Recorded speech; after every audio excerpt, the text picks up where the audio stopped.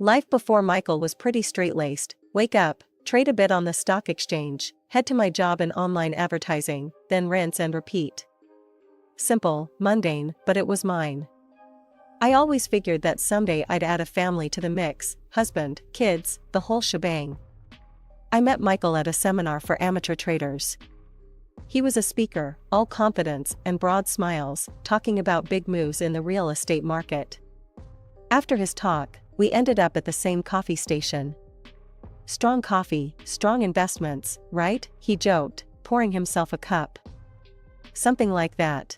But I usually go for less volatile stocks myself, I replied, trying to sound more savvy than I felt. Oh, playing it safe, huh? I like taking a bit more risk, he said with a wink. That wink should have been my first warning, but who was I to know? We started seeing each other, and things moved fast, swept up in romance and the excitement of it all. He was 10 years older, had his life figured out, or so it seemed. Loads of charm, money, and promises that came easy to him. About a year into our whirlwind romance, Michael popped the question on a chilly evening, right there on the balcony of his fancy high-rise apartment. "Marry me, Sarah. I want all my tomorrows to start with you," he said, holding out a ring that was frankly too flashy for my taste. But who was I to complain? It felt like a dream. 2 days before the wedding, Michael dropped another surprise, just as we were finalizing our dinner menu. "We need to talk about something, Sarah. It's important," he said, serious all of a sudden. "Sure, what's up?" I asked, figuring it was just some last-minute guest list drama. "I think we should sign a prenuptial agreement," he said, avoiding my eyes. "A prenup? Now? 2 days before the wedding?" I was shocked, feeling a mix of hurt and confusion. "Why didn't you bring this up before?" "It's just practical, Sarah. It's not about us, it's about protecting what we've got. You know, just in case. I've got a lot tied up in real estate, and you're doing well with your trading. It's just standard stuff. My lawyer drafted something up. He says it's pretty standard, protects both of us." His casual dismissal stung. "Standard for who, Michael? Your lawyer? I don't even have one." "Look, he's a good guy. He'll take care of everything, even talk you through it. On me, of course. I'll pay for it," he added quickly, as if that would smooth everything over. I remember standing there in his kitchen, feeling like a complete outsider in what was supposed to be my future home, with my future husband who suddenly seemed like a stranger. But I was too deep in, too embarrassed to call anything off, and honestly, too scared to start over. So, I caved. "Fine. Let's just get this over with," I muttered, feeling a mix of defeat and anger boiling inside. "Great, I'll set up a meeting for tomorrow. You'll see, it's all standard stuff," Michael assured me, but his reassurances felt hollow. The next day, his lawyer, a slick guy named Ron, walked me through the document. "It's all very straightforward," Ron assured me, flipping through pages that might as well have been written in another language. "You keep what's yours, he keeps his. Clean and simple." Clean and simple, right. If only I knew then just how complicated things would get. After the whirlwind of the wedding, which honestly was more of a blur of faces and congratulations than anything, Michael and I settled into what you could call married life. But even that felt more like living with a charming roommate than a husband, what with all the terms we'd signed off on. Michael's life was a series of business calls and trips. "Gotta keep the wheels turning, Sarah," he'd say, kissing my forehead before jetting off to some city or another. I mostly stayed back, working from home, trading stocks like it was my lifeline. It wasn't the family life I'd pictured, but then again, what was? His business was booming, and my trading wasn't doing too bad either. But whenever I brought up maybe putting my earnings into buying a place for me, Michael had his own ideas. "Hold off on that, babe. I'm eyeing a new property, could use a bit more liquidity," he'd say, always planning the next big purchase. One evening, he came home more stressed than usual. "Market's brutal, babe. Got a loan coming up due that I totally spaced on," he admitted over a too-late dinner. "Can't you roll it over or something?" I asked, trying not to sound too concerned. "That's the kicker. It's tied up with my other assets. Bit of a cash flow snag, he explained, sounding tired. Suddenly he remembered my savings, the ones I'd been hoping to put towards a house, maybe start that dream family. You could help, he said slowly.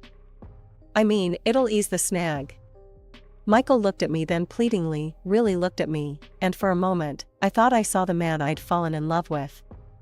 Okay, I'll do it. What's mine is yours, I said, echoing the words he hadn't exactly said but had implied in so many ways. Right, of course, babe. It's just until this thing smooths over. I'll pay you back, he promised, reaching over to squeeze my hand. I nodded, feeling a mix of apprehension and love. Love because I believed in us, in him. Apprehension because, deep down, I knew money and love were a messy mix. Days turned into weeks, and those weeks into months. Michael's promises of repayment became as frequent as his business trips, mentioned but never fulfilled. Our conversations about it were circular, always ending with him kissing my forehead and promising, "Soon, babe, soon." And me? I believed him every time. Or at least, I wanted to. Because confronting the truth, that this was becoming less of a marriage and more of a business arrangement, was a reality I wasn't ready to face. The arrival of our son, Jack, was supposed to be the happiest time in our lives, but it quickly turned into one of the most challenging. Michael was often away on business trips, leaving me to juggle the baby, household duties, and my own work. I wasn't just riding the emotional roller coaster of a new mom, I was doing it pretty much on my own. One evening, after a particularly grueling day of balancing Jack on my hip while trading on my laptop, I broached a topic that had been weighing on me. Michael, I was thinking, maybe we could get a little help? Like a nanny? I suggested tentatively over dinner. Michael, who had just returned from a trip to Chicago, looked up from his plate, eyebrows raised. A nanny? Sarah, come on, we agreed you'd handle home stuff. Jack needs his mom, not some stranger. But I'm also trying to work, Michael. The trading doesn't just happen by itself, and it's our livelihood too, I countered, feeling the frustration bubble up inside. You're doing fine. What, you want a medal for doing what you're supposed to do? His tone was dismissive, and it stung more than I expected. You knew what you were signing up for. I'm out earning, you're home with the kid. We're both doing our parts, right? As weeks turned into months, the financial strain began to show. Michael stopped transferring money to our joint account, leaving me to handle all the expenses, the taxes on the house, the car payments, groceries, clothes, everything for Jack. It wasn't just the physical toll, the financial juggle was becoming a nightmare. One night, after paying the latest batch of bills and realizing my account was running dangerously low, I confronted Michael. He had just come back from another trip and was in a surly mood. Michael, the joint account is dry. I had to use my savings to cover everything these last few months. When can you transfer some money? I asked, trying to keep my voice steady. He scoffed, tossing his keys on the table. Oh, come on, Sarah. You live in my house, drive my car, and you're still complaining? You should be grateful. Grateful? Michael, I am managing everything here while you're gone. I'm not asking for thanks, but I need support, I said, my voice rising in frustration. Look, I'm dealing with a lot right now. The business needs every penny. You're not the only one with pressures, Sarah, he retorted before heading off to the shower, effectively ending the conversation. It was clear I was on my own. I couldn't rely on Michael, I needed to ensure financial security for myself and Jack. That's when I threw myself into stock trading more seriously. Each day, after Jack fell asleep, I'd stay up, researching and making trades. Slowly, my account began to grow, bolstered by a series of successful deals. Keeping this a secret from Michael felt wrong, but necessary. He had made it clear that his money was his. Well, mine would be mine. I set up a separate account he didn't know about, moving my trading profits there. It was the only slice of independence I felt I could cling to. Jack was growing up fast, and with him, the daily logistics were becoming more complicated.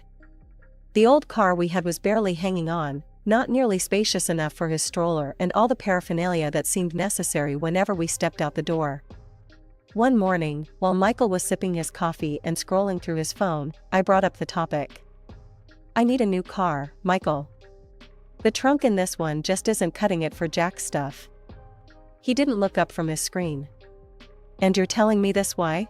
Planning to make me pay for it?" "No, I've got it covered. I've been saving up from trading," I replied, trying to keep my voice even. That got his attention. His eyes narrowed as he put down his phone. "Oh, you've got money, huh? Well, that's great because I need some cash. The business could use a boost right now." I couldn't believe what I was hearing. "Again with the money? What about the money I lent you before? You promised to pay that back, and you haven't. I need a car for Jack, not to sink more into your endless business needs." He shrugged, a smirk forming. "Business is what keeps us living in style, Sarah. You should know that by now. Help me out, and I'll get you a new car later." I stood my ground this time. "No, Michael. No more. I need to take care of our son. I'm buying the car with or without your help." For a moment, he looked shocked, like he couldn't believe I was defying him. Then his expression hardened. "Fine. How about this? If you're so set on this path, maybe we shouldn't be together. You want to split? Because trust me, you won't get a dime in the divorce. Remember that prenup you signed?" His words were like a slap. I knew the prenup was there, but his threat to use it so bluntly was still a shock. "If that's how you see our marriage, then maybe a divorce is the best thing," I said quietly, the reality of our crumbling relationship hitting me all at once. "Fine by me. But remember, you leave with what you came with, nothing. And you'll need to find a new place to live. Consider this your 3-day notice," he said coldly, pulling out a drawer and tossing the prenuptial agreement on the table between us. I glanced at the document, the unfairness of it all burning in my chest. "You think you can just throw me and Jack out like we're nothing? I've been here through everything, supporting you, never asking for anything more than what I put into this family." He laughed, a harsh sound that echoed in the empty room. "You think any of that matters? I've got the best lawyers. Don't try to fight me, Sarah. You'll lose. And don't think about taking anything from here, or I'll sue." Packing was a blur of tears and determination. I collected mine and Jack's belongings, leaving behind everything that Michael could claim as his. I wasn't going to give him any reason to come after me legally. The apartment I found was small, but it was ours, and it was close to Jack's kindergarten, which made life a little easier. Every day, as I walked him to school, I felt a bit more grounded, a bit more like I could do this, raise my son and rebuild our lives. The stock market became my sanctuary and my battlefield. I traded with a ferocity born of necessity, the need to provide for Jack and keep us afloat without any help from Michael. Nights were the hardest, after Jack went to bed and the world quieted down. That's when the doubts and the loneliness crept in. But every time I wanted to give in to despair, I'd look at the numbers climbing in my account, and I'd find the strength to keep pushing. Divorce proceedings were as cold and swift as Michael's farewell. The prenuptial agreement held up, leaving me with nothing but child support, which was a pittance compared to what Michael made. He fought dirty, too, throwing around threats to take Jack if I pushed for any of the money I'd lent him for that so-called urgent loan. It was during one of those mornings, dropping Jack off at kindergarten, that I met Laura. She was the mother of Emily, a little girl with a wild mop of curls and a laugh that could light up a room. Laura and I hit it off immediately, often finding ourselves chatting long after the kids had scampered off to their morning activities. One sunny afternoon, as we watched our kids play, Laura turned to me, her expression curious. "You always seem so together, Sarah. How do you do it?" "I mean, I struggle, and it's just me." I shrugged, my eyes on Jack, who was busy constructing a sandcastle. "I guess you just learn to cope, you know? Keep pushing through." We talk about everything and nothing, movies, books, our wild dreams of vacations in exotic places. But I never brought up Michael or the divorce. That part of my life was locked away, a chapter one was determined to close. One day, as we watched Jack and Emily scramble up the steps of a slide, Laura nudged me gently. You know, if you ever need to talk about anything, I'm here. Us single moms have to stick together. I smiled, the warmth from her offer spreading through me. Thanks, Laura. That means a lot. After a particularly good day on the stock exchange, I felt a rare surge of optimism. Maybe it was the adrenaline from the win, or maybe I just needed a change of scenery from the usual routine. Whatever it was, I called up Laura and suggested dinner at a new restaurant downtown. Sounds like a celebration is in order. What's the occasion? Laura asked as we settled into our seats at the chic, softly lit venue. Just a good day at work, I replied, trying to keep it casual, but inside I was buzzing. It felt like things were finally looking up. As we sipped on our drinks and chatted about mundane things like kindergarten antics and weekend plans, I felt the weight of the past months lighten a bit. But just as I was beginning to relax, a familiar voice chilled the air around us. Well, if it isn't Sarah. Looking a bit rough, aren't we? Michael's voice was unmistakable. I looked up to see him standing there, smirking, with a woman clinging to his arm. I felt my face flush, a mix of embarrassment and anger. Michael, I greeted stiffly, wishing the earth would swallow me whole. And this is Vanessa, my fiancée. Isn't she just stunning? Vanessa gave a tight-lipped smile, eyeing me up and down with thinly veiled disdain. Yes, Michael always did have a taste for, well, never mind. Nice to meet you, Sarah. Michael leaned in, lowering his voice, though not his malice. Seriously, Sarah, you look like you've aged a decade. What happened to you? I remained silent, not trusting myself to speak without my voice shaking. Laura, however, was not about to let it slide. Sarah's doing just fine, better even. Looks to me like life's treating her well. Michael snorted, giving me a final sneering look before turning away. Come on, Vanessa, let's leave the past where it belongs. After they left, Laura turned to me, her expression a mix of concern and anger. What was that all about? He's awful. And who talks like that? Taking a deep breath, I filled her in on the brief version of my marriage, the high hopes, the prenup, the threats, the fallout. Everything spilled out in a low, hurried stream. Laura's eyes widened with every detail. Sarah, why didn't you tell me you were dealing with all that? And a prenup? I'm a family lawyer, you know. I want to see that prenup. There could be something there, some way to challenge it. A few days later, I was in Laura's office, handing over the dusty documents that had sealed my fate. She pored over them with a furrowed brow, her pen flying over the pages as she made notes. Sarah, there are several issues here, she finally said, looking up from the papers. First, this was signed too close to the wedding. It's a pressure tactic. Second, you didn't have independent legal advice, which is huge. And third, he didn't disclose all his financial obligations, like that loan you ended up covering. That's misrepresentation. My heart raced as she laid out each point. It means, Laura continued with a smile, that we might just be able to challenge this. We've got a real shot here, Sarah. Sitting in the cold, stark courtroom, my hands were trembling, despite my best efforts to appear calm. The weight of what was at stake pressed heavily upon me, not just the potential financial outcome, but the deeper, more personal vindication against Michael's long-standing control and threats. Before the judge had even called the session to order, Michael leaned towards me from where he stood a few paces away. His voice was low, a venomous whisper meant only for me. You're a loser, Sarah. You can never beat me. I'll ruin you. And when I'm done, I'll take Jack from you too. Laura, standing by my side, gave my hand a quick, reassuring squeeze before we were called to present our case. As the proceedings began, Laura was methodical and fierce. She laid out the facts, pointing to the rushed nature of the prenuptial agreement signing and the glaring lack of independent legal counsel. She highlighted the financial disclosures that Michael had conveniently omitted, which directly impacted the terms of the prenup. Your Honor, the agreement my client was coerced into signing was not only unfair but fundamentally flawed in its execution, Laura argued passionately. We have clear grounds here to question its validity. Michael's lawyer tried to counter, arguing that everything had been above board, that I was merely having regrets after the fact. But Laura dismantled his points with precise legal references and the undeniable weight of evidence she'd compiled.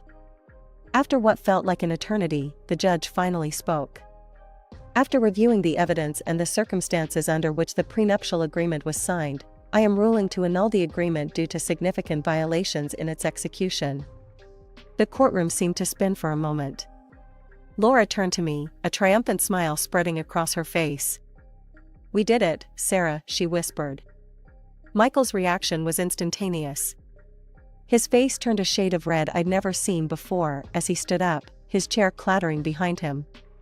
"This isn't over. You won't get a dime from me," he shouted, his voice echoing off the high ceilings. The judge warned him to settle down, but Michael's fury was palpable. As we left the courthouse, he followed, his threats spewing out like venom. I turned on my dictaphone and let it record every bitter word, every promise of revenge. "You'll regret this, Sarah. I'll make sure of it," he hissed as we walked down the courthouse steps. Later, at the police station, I played the recording. An officer took notes, his expression growing increasingly concerned with each threat uttered. "We'll give him a warning. He's not to contact you or approach you. Any further incidents, and we'll take more serious action," he promised. As I left the police station, the legal documents confirming my ownership of 2 city center apartments and several commercial properties securely in my bag, I felt a mix of exhaustion and exhilaration. Over $2 million in assets, it was almost impossible to comprehend. But more than the financial security, it was the freedom from Michael's shadow that felt like my true victory. The passive income from renting out real estate was more than enough to provide for Jack and me, and it allowed me to cut back on the frantic trading that had consumed so much of my time. These days, I spend a lot more time with Jack. He's growing up fast, and every moment with him feels precious. We often visit the park, and I watch him play, his laughter mingling with the breeze. One sunny afternoon, as Jack played on the swings, Laura joined us, her daughter Emily in tow. She plopped down on the bench next to me, a smile spreading across her face. "You look good, Sarah. Really good. Like a weight's been lifted," she observed, handing me a cup of coffee she'd picked up on her way. "Thanks, Laura. It feels that way, too," I replied, taking a grateful sip of the coffee. "I'm thinking about buying a house, you know, a real home for Jack and me. Something with a garden, maybe even a place for a dog." As we talked, the conversation shifted to Michael and how dramatically things had changed. Laura kept up with the legal community grapevine, which had plenty to say about my ex-husband's downfall. Word is, Michael's not doing so well. His new fiancée, Vanessa, left him, and a lot of his business partners have pulled back. They don't want to be associated with his reputation after the trial, Laura said, not hiding her disdain. I nodded, not surprised, but relieved I was no longer part of that drama. I heard about Vanessa. Can't say I'm surprised she didn't stick around. Michael's true colors are hard to live with.